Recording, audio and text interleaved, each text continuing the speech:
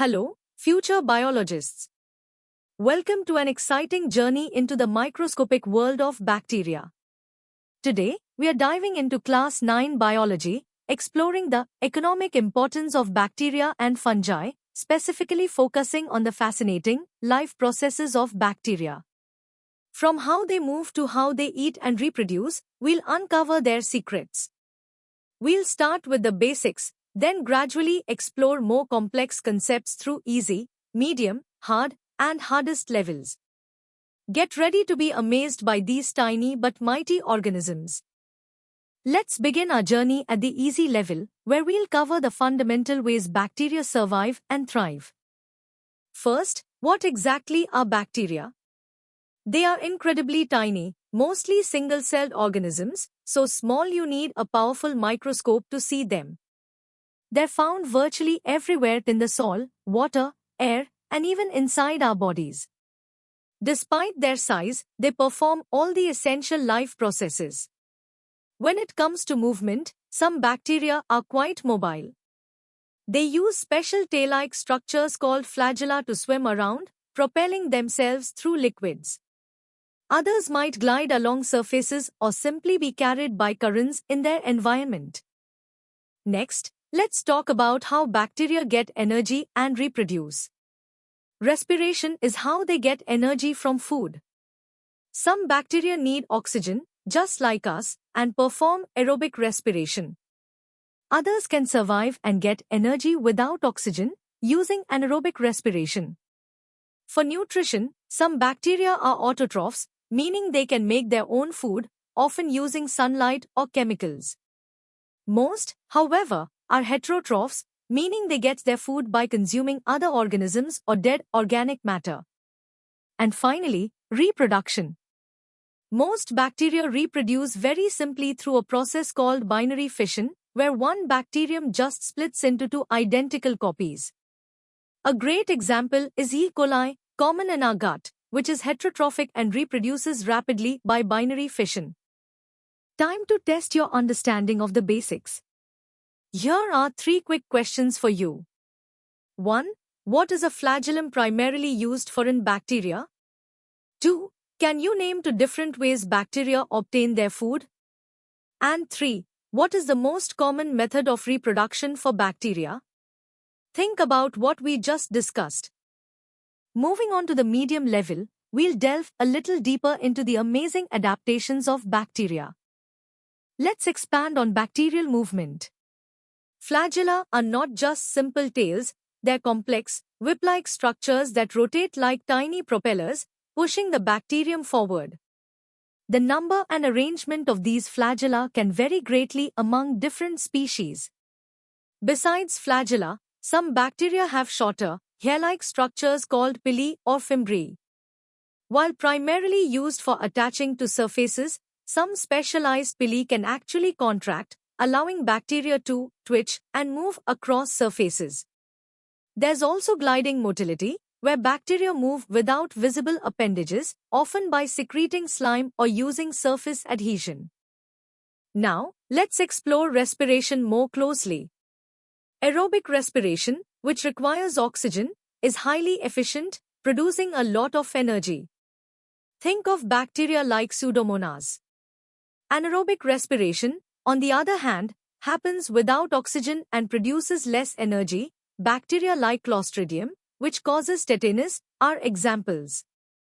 Interestingly, some bacteria are facultative anaerobes, meaning they're flexible and can switch between using oxygen and not using it, depending on what's available in their environment, much like E. coli. Bacterial nutrition is incredibly diverse. Autotrophs make their own food. Photoautotrophs use sunlight, like cyanobacteria, while chemoautotrophs use chemical reactions, like nitrifying bacteria in soil.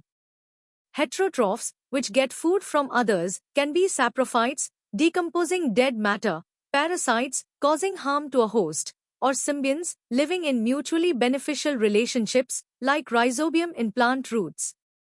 As for reproduction, binary fission is a rapid, asexual process where the bacterial chromosome duplicates, the cell elongates, and then divides into 2 identical daughter cells. This allows bacteria populations to grow incredibly quickly, sometimes doubling in just 20 minutes. Alright, let's challenge ourselves with 5 questions at the medium level. 1. How would you distinguish between aerobic and anaerobic respiration in bacteria? 2. Describe the primary method of bacterial reproduction we discussed. 3. How do photoautotrophic bacteria obtain their energy? 4. Besides flagella, what other structures can help bacteria move or attach to surfaces? And 5. Can you give an example of a parasitic bacterium and a symbiotic bacterium? Take your time to recall the details. Welcome to the hard level. Here, we'll analyze the intricate mechanisms and deeper connections within bacterial life processes. Let's dive deeper into bacterial motility. The bacterial flagellum is a true nanomotor. It's powered by the proton motive force, where protons flow across the cell membrane, making the flagellum rotate like a propeller. This allows bacteria to perform a run and tumble motion, a straight run, followed by a random tumble to reorient, helping them navigate towards food or away from toxins. Type 4 pili, initially for attachment, also exhibit twitching motility, extending, adhering to a surface, and then retracting to pull the cell forward. This is crucial for forming biofilms and for how some bacteria cause disease. Now, let's differentiate between bacterial energy-generating strategies.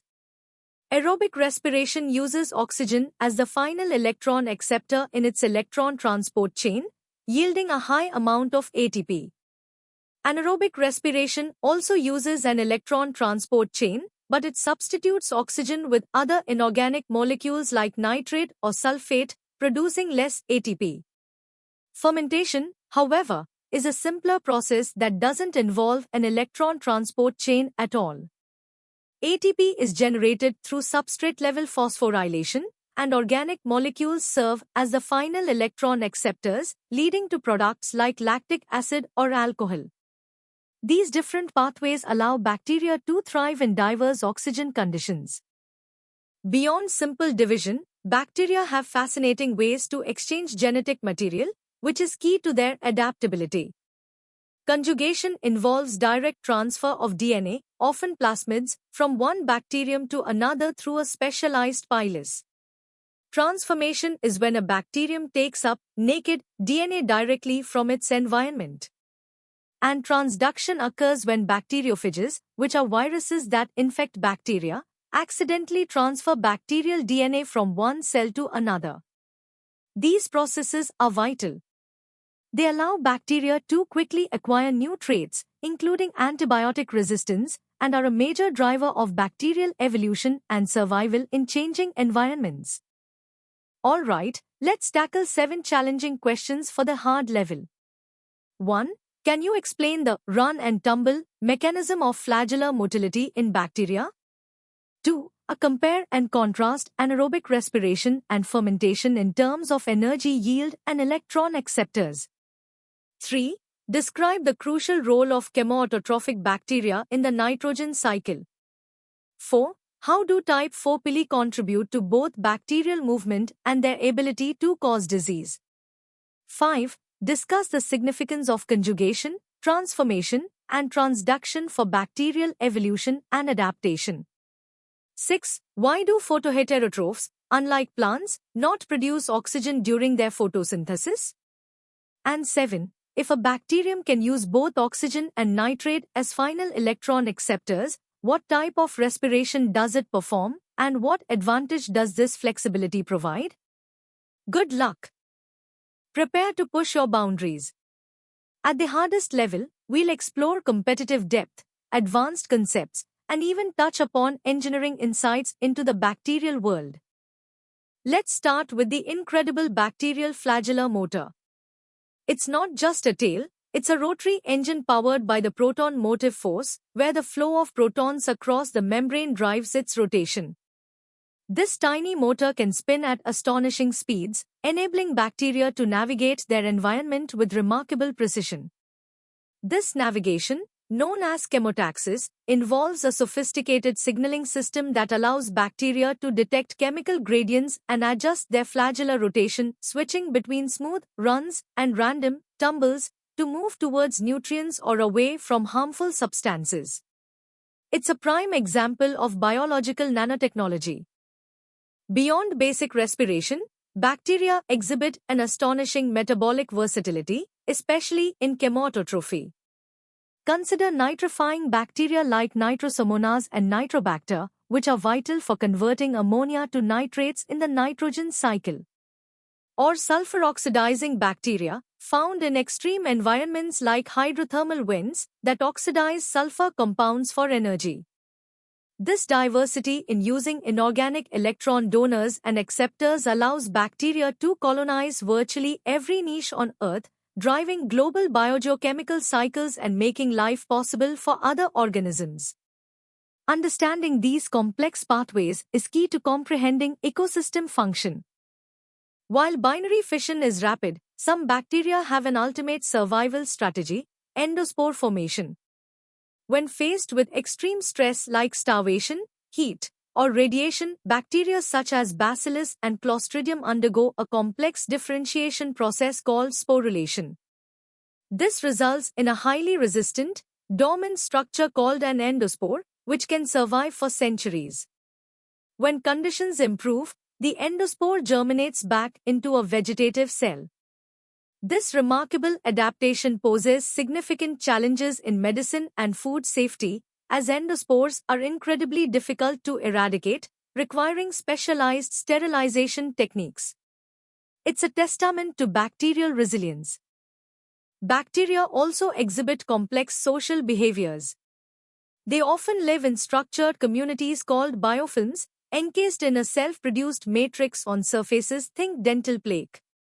Within these biofilms, they communicate through a process called quorum sensing.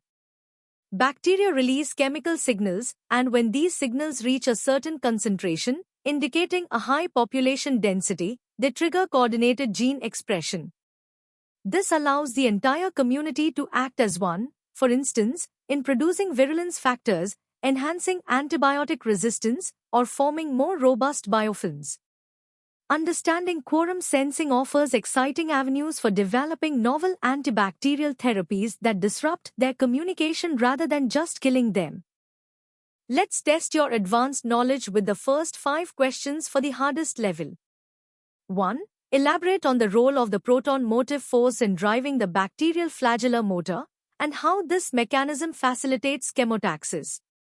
2. Detail the process of bacterial endospore formation and explain its ecological and medical significance. 3. How do chemorganoheterotrophs differ from chemolithautotrophs in their energy and carbon acquisition, providing specific examples for each. 4. Explain the concept of quorum sensing and its importance in biofilm formation and bacterial pathogenicity. How can this knowledge be applied in medicine?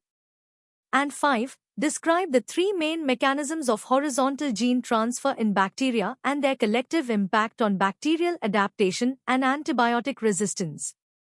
Now for the final 5 challenging questions, continuing our hardest level assessment. 6. Discuss how bacteria, specifically E. coli, have become indispensable tools in genetic engineering and biotechnology. Give 2 specific examples of products. 7. Beyond flagella, what other specialized structures contribute to bacterial adhesion and surface movement, and how do they function? 8. Distinguish between the final electron acceptors used in aerobic respiration, anaerobic respiration, and fermentation. 9. If a new antibiotic targets bacterial cell wall synthesis, what life process would it primarily interfere with, and how would resistant bacteria likely evade this? And 10. Design a hypothetical experiment to demonstrate quorum sensing in a bacterial culture, outlining the expected observations. Take your time and think critically. And that brings us to the end of our deep dive into the fascinating life processes of bacteria. We've covered everything from basic movement and nutrition to complex genetic exchange and community behaviors. We hope you've gained a deeper appreciation for these tiny powerhouses and their vital roles in our world. For more such engaging and comprehensive educational content, make sure to visit synapse.omaps.in. Don't forget to like this video, share it with your friends, and subscribe to our channel for regular updates and more exciting lessons. Keep exploring, keep learning, and stay curious.